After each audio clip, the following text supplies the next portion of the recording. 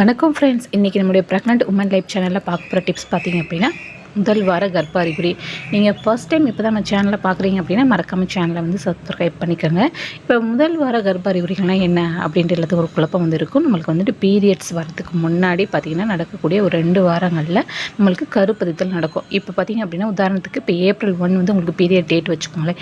ஒரு 5 டேஸோ 6 டேஸ் சில பேருக்கு 7 டேஸ் வரைக்கும் பீரியட் சைக்கிள் வந்து இருக்கும்.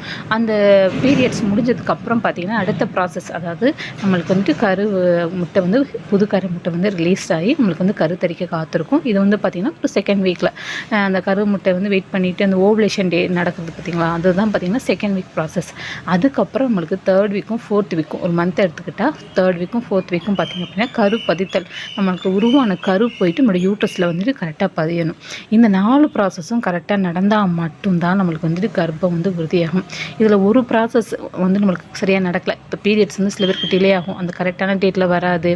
அந்த கரெக்டான டேட்டில் வந்தால் தான் நம்மளுக்கு வந்து அடுத்து வந்து அந்த ஓவலேஷன், அந்த கருமுட்டை வந்து பீரியட்ஸ் முடிஞ்சதுக்கப்புறம் புது முட்டை வந்து ரிலீஸ் ஆகி நம்மளுக்கு வந்துட்டு கருத்தரிக்க காத்திருக்கும். இதில் ஒரு ப்ராசஸ் கரெக்டாக நடக்காட்டினாலும் சரி, ஓவலேஷன் நடக்காட்டினாலும் சரி, உங்களுக்கு வந்து கருத்தரிக்கிறதுக்கு ப்ராப்ளம்ஸ் வரும். இது வந்து கரெக்டாக வந்து இந்த ப்ராசஸ் வந்து இருக்கணும். இப்போ இந்த மந்த் உங்களுக்கு கரெக்டாக 7வது நாள் 7 நாள் 5 நாள் உங்களுக்கு பீரியட் சைக்கிள் முடிஞ்சிருச்சு அப்படின்னா உங்களுக்கு ஓவலேஷன் வந்து கரெக்டாக ஸ்டார்ட் ஆயிடும். இது மந்த்லி அதனால தான் சொல்லுவாங்க பீரியட் சைக்கிள் வந்து கரெக்டாக ரெகுலராக நம்ம இருக்கணும். 40 நாளோ 45 நாளையும் நமக்கு வந்து டிலே ஆகக்கூடாது. கரெக்டான டேட்டில் வந்து நம்ம பீரியட் சைக்கிள் இருக்கணும் அப்படின்றதுக்கு இதுதான் ஒரு காரணம். இப்போ இந்த ஓவலேஷன் நடந்ததுக்கப்புறம் நம்மளுக்கு வந்துட்டு இம்ப்ளானேஷன் நடக்குது. அதாவது உருவான கரு வந்துட்டு, அதாவது ஸ்பேமும் கருமுட்டை இணைஞ்சதுக்கப்புறம் கருக்குழாய் வழியாக போய் நம்மளுக்கு வந்து யூட்ரஸில் பதியும். இந்த டயத்தில் நம்மளுக்கு வந்து உடம்புகளில் சில சிம்டம்ஸ் வந்து தோன்றும். இது எல்லாருக்குமே தோன்றுமான்ட்டு சொல்ல முடியாது. இந்த டயத்தில் நம்ம ரொம்ப சேஃபாகவும் இருக்கணும். அதுக்காண்டி தான் இந்த சிம்டம்ஸ் இருந்துச்சுன்னா நம்மளுக்கு வந்து சேஃபாக இருந்துக்கலாம். அதுக்கு தான் இந்த நம்ம டிப்ஸ் வந்து சொல்லுறோம். இந்த அறிகுறிகள் இருந்துச்சு அப்படின்னா, நம்ம சொல்லக்கூடிய அறிகுறிகள் இருந்துச்சு அப்படின்னா நீங்கள் கண்டிப்பாக அந்த மாதம் கொஞ்சம் சேஃபாக இருங்க. முடிஞ்ச வரைக்கும் வந்துட்டு பார்த்திங்க அப்படின்னா ரொம்பவே ஸ்ட்ரெஸ் ஆகாதீங்க. இப்போ ஃபஸ்ட்டு அறிகுறி என்ன நடக்கும் பார்த்திங்க அப்படின்னா, இப்போ ஸ்பேமும் கருமுட்டையும் இணைஞ்சிருச்சு அப்படின்னா நம்மளோட யூட்ரஸில் பதியும் போது நம்மளுக்கு வந்துட்டு ப்ளீடிங் வந்து வரும். அதாவது பார்த்திங்கன்னா இப்போ 22 டேஸ்லேயே பார்த்திங்க அப்படின்னா லைட்டாக ஸ்பாட்டிங் அதான் சொல்லுவாங்க. அதான் முதல் அறிகுறி. அந்த ஸ்பாட்டிங் வந்து நம்ம யூட்ரஸில் பதியும் போது நம்மளுக்கு வந்து தோன்றும். அடுத்து பார்த்திங்க அப்படின்னா சில பேருக்கு பேக் பெயின் வரும், கால் வலி வரும். அதுக்கப்புறம் பார்த்திங்கன்னா வயிற்றில் வந்து சுருக்குன்ற மாதிரி வலி இருக்கும். அடுத்து பார்த்திங்கன்னா யூரின் வந்து அடிக்கடி வரும். இப்போ வந்து யூரின் போயிட்டு வந்திருப்பீங்க, அப்போ மறுபடியும் பார்த்திங்கன்னா ஒரு 10 மினிட்ஸோ 20 மினிட்ஸ்க்கு அப்புறம் பார்த்திங்கன்னா மறுபடியும் யூரின் வரும். அடுத்து பார்த்திங்கன்னா ப்ரெஸ்ட் பெயின் வரும். சில பேருக்கு வந்து குமட்டல் அதிகமாக இருக்கும், எதுவுமே சாப்பிட பிடிக்காது. சில பேர் நல்லா வந்து ஜாலியாக டைப்பாக இருப்பாங்க, நல்லா கலகலன்னு பேசிகிட்டு இருப்பாங்க. திடீர்னு பார்த்திங்க அப்படின்னா யார்ட்டுமே பேச பிடிக்காது, திடீர்னு அழுக வரும். ஏன் வந்து நம்ம திடீர்னு பார்த்திங்கன்னா உங்கள் மேலே கடுமையாக கோவப்படுவீங்க. இந்த மாதிரி மூட் ஸ்விங்ஸ் வந்து அடிக்கடி வரும் உங்களுக்கு வந்துட்டு. இந்த மாதிரி இந்த 1 வீக் 2 வீக்கில் பார்த்திங்க அப்படின்னா கருப்பதித்தல் நடக்கும்போது இந்த மாதிரி சிம்டம்ஸ்லாம் நமக்கு வந்து உருவாகும். சில பேர் பார்த்திங்கன்னா ரொம்ப அமைதியாக குவைட்டாக ஆயிடுவாங்க, யார்ட்டுமே பேசாமல் படுக்கவே இருப்பாங்க. அந்த மாதிரி கூட ஆயிடுவாங்க. அதாவது ரொம்ப ரெஸ்ட்டு தேவைப்படும் உங்களுக்கு. இதெல்லாம் வந்து பார்த்திங்கன்னா நமக்கு ஃபர்ஸ்ட் வீக்கில் நடக்கக்கூடிய சிம்டம்ஸ். இந்த சிம்டம்ஸ்லாம் எல்லாமே ஹெவியாக இருக்காது, நமக்கு எல்லாமே மைல்டாக தான் இருக்கும். முதல் கருப்பதித்தல் நடக்கும்போது நமக்கு வந்து மைல்டாக தான் வந்திருக்கும். இந்த ப்ராசஸ் முடிஞ்சதுக்கப்புறம் சக்ஸஸ் ஆயிடுச்சு, உங்களுக்கு கருப்பதித்தல் அந்த உருவான யூட்ரஸில் போய் பதிஞ்சு நமக்கு வந்து ஸ்ட்ராங்காக பேஸ்மெண்ட் ஆயிடுச்சு அப்படின்னாலே நமக்கு வந்து பீரியட் வந்து டிலே ஆகும், பீரியட்ஸ் வராது. அதுக்கப்புறம் தான் நம்ம வந்து ப்ரெக்னன்சி கார்டு வாங்கி நம்ம வந்து செக் பண்ணும்போது பார்த்திங்கன்னா நமக்கு டபுள் லைன் வருது. ஏன்னா அந்த கருப்பதித்தல் போய் ஸ்ட்ராங்காக நம்ம யூட்ரஸில் பதிஞ்சதுக்கப்புறம் தான் அந்த ஹார்மோனே உருவாகும். நமக்கு வந்து ப்ரெக்னன்சிக்கு ஹார்மோன் வந்து உருவாகும்.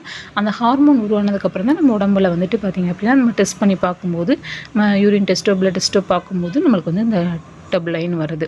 இந்த டயத்தில் நீங்கள் வந்து அது செய்யக்கூடாதது என்னென்னு பார்த்தீங்க அப்படின்னா, இந்த ஓவலேஷன் கரெக்டாக உங்களுக்கு பீரியட் சைக்கிள் வருது, ஓவலேஷன்லாம் உங்களுக்கு தெரியும். அதுக்கப்புறம் வந்து பார்த்திங்கன்னா இந்த 2 வீக் ரொம்பவே சேஃபாக இருங்க. அதிகமாக வெயிட் தூக்காதீங்க. முக்கியமாக பார்த்திங்கன்னா ஹீட்டு அதிகமாக இருக்கக்கூடிய உணவுகளை சாப்பிடாதீங்க. குறிப்பாக பார்த்திங்கன்னா இந்த டயத்தில் வந்து ரொம்ப வெயில் காலம். இந்த ஏப்ரல் மந்த்லாம் நீங்கள் ட்ரை பண்ணுறீங்க அப்படின்னா கண்டிப்பாக வந்துட்டு நல்லா வந்து கம்பு அந்த மாதிரி குளிர்ச்சியான ஐட்டங்களில் பார்த்திங்கன்னா எடுத்துக்கோங்க. சிக்கன் அதிகமாக வந்து எடுத்துக்காதீங்க. மீன் இந்த மாதிரிலாம் ஃபுட்டு, நண்டு இந்த மாதிரி சீ ஃபுட்லாம் கொஞ்சம் அவாய்ட் பண்ணுங்கள். இதில் வந்து அதிகமாக சூடு இருக்கக்கூடிய உணவுகள் நீங்கள் வந்து முடிஞ்ச அளவுக்கு மட்டன் அந்த மாதிரி சூப் எடுத்து சாப்பிடுங்க. குளிர்ச்சியான உணவுகள் வந்து நீங்கள் நிறையா எடுத்துக்கோங்க. அது மாதிரி ஸ்வீட் வந்து ரொம்ப அதிகமாக எடுத்துக்காதீங்க.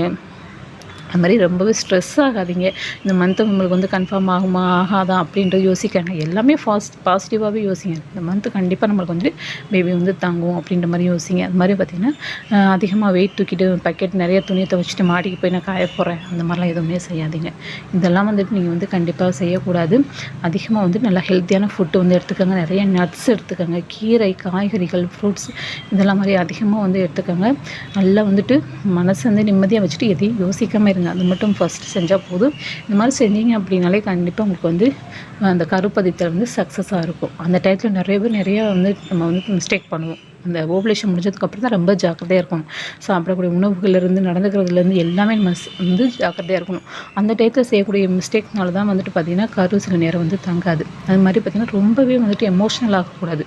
அதான் மெயினாக இந்த டிப்ஸ் உங்களுக்கு யூஸ்ஃபுல்லாக இருக்கும்னு நினைக்கிறேன். அடுத்து வந்து உங்களுக்கு ஓவலேஷன் வந்து நடக்குதா நடக்கலையா, ஓவலேஷன் அப்போ என்ன மாதிரியான அறிகுறிகள் இருக்கும் அப்படின்றத பற்றி பார்த்திங்க அப்படின்னா நெக்ஸ்ட் வீடியோவில் போடுறேன். அடுத்து உங்களுக்கு என்ன டாபிக் வேணும்னாலும் நீங்கள் கமெண்ட் பாக்ஸில் கேட்கலாம். தேங்க்யூ ஃபார் வாட்சிங்.